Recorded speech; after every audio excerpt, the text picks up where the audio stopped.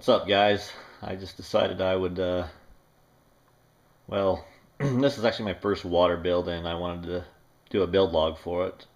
And I was going to take a bunch of pictures and do a big type up and all that good stuff, but then I decided the video is probably a lot easier and probably a lot better, to say the least. So, to give you a rundown, go over some of the parts that I've got here, and then I will go into some of the case mods that I'm going to need to do.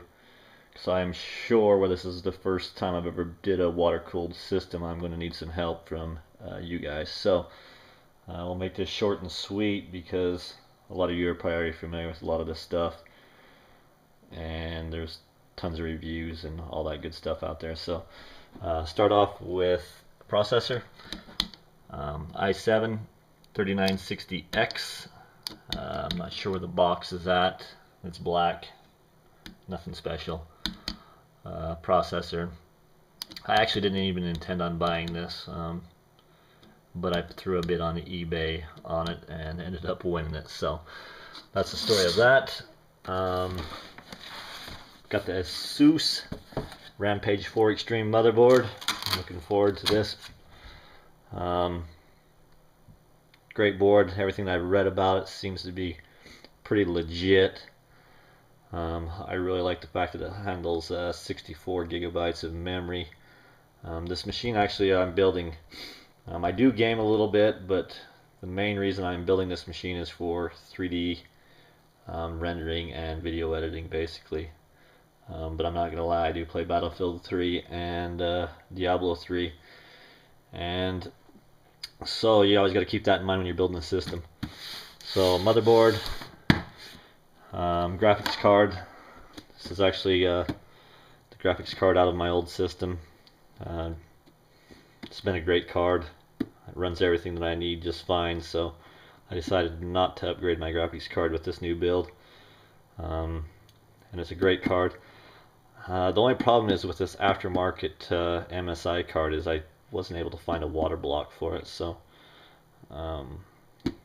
however, the stock cooling on it is really good, so I'm not too worried about that.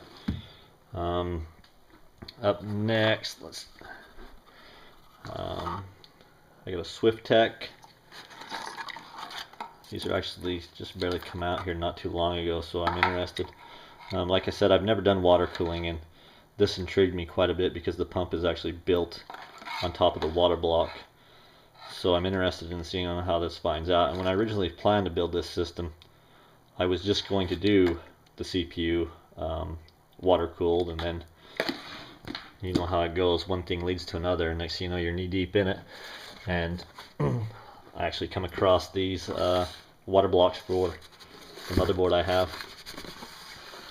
So it got a little more extreme than I'd initially planned. Let's see if I can get this opened up.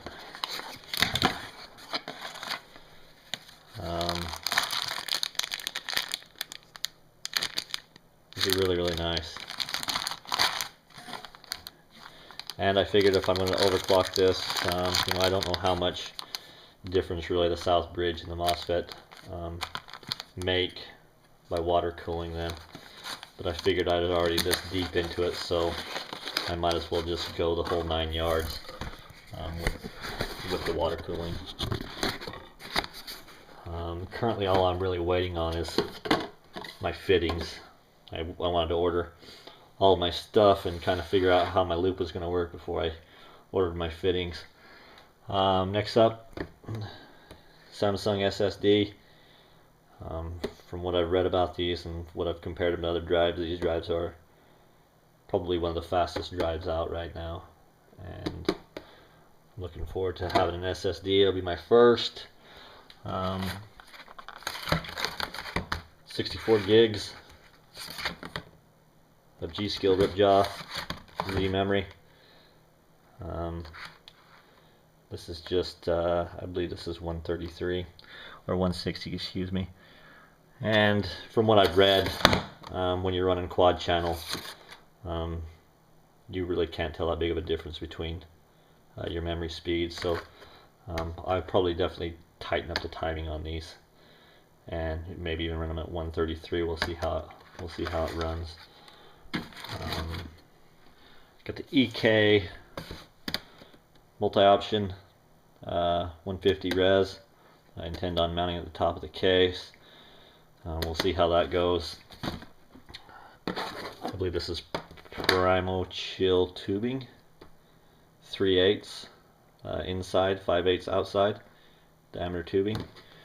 Then I've got a Magicool 3x180 radiator to go on the bottom. This is like one of the standard mods that people like to do with the FT02. So I'm definitely not the first in doing this. And last but not least,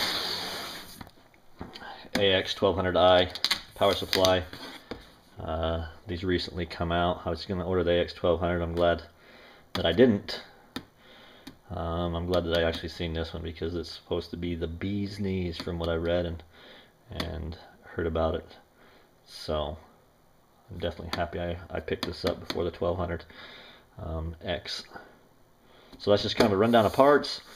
I'm going to do another video. I've actually got my FT02 already tore apart and I've already started modding it, so I'm going to do another video for that and kind of show you guys what I'm up to, and we'll go from there. See you in the next video. Laters.